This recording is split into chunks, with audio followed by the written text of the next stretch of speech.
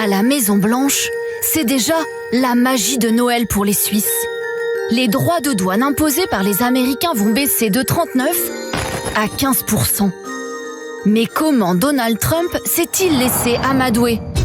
C'était le 4 novembre dernier.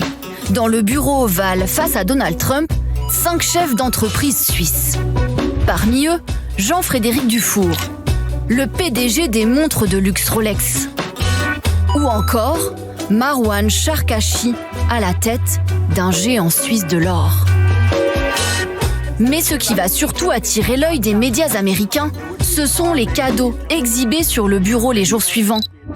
Une horloge de bureau Rolex unique au monde fabriquée sur mesure et un lingot d'or personnalisé d'1 kilo, estimé à plus de 130 000 $. Voilà qui a étonné jusqu'à cet ancien ambassadeur suisse aux États-Unis. Ça, c'est nouveau. Je n'ai pas vu quasiment des cadeaux d'une telle valeur. Et assez souvent, si on le fait d'une façon plutôt cachée. Donald Trump s'est-il laissé influencer ? En tout cas, 10 jours plus tard, le président américain baisse les droits de douane pour les Helvètes contre 200 milliards de dollars d'investissement aux États-Unis. Le gouvernement suisse lui-même le reconnaît. Sans l'intervention des grands patrons, il n'aurait pas fait plier Donald Trump.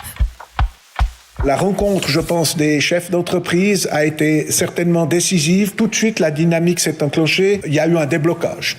Du côté des PDG reçus à la Maison-Blanche, aucun commentaire. Ils nous ont simplement renvoyé un ancien communiqué.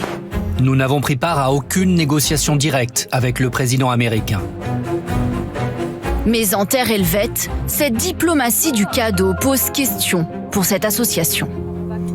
Qu'on offre des cadeaux comme si c'était un roi, que c'est un acte qui, dans son symbole qu'il envoie au monde, est quand même dangereux pour la démocratie et pour l'intégrité de l'économie et de la politique.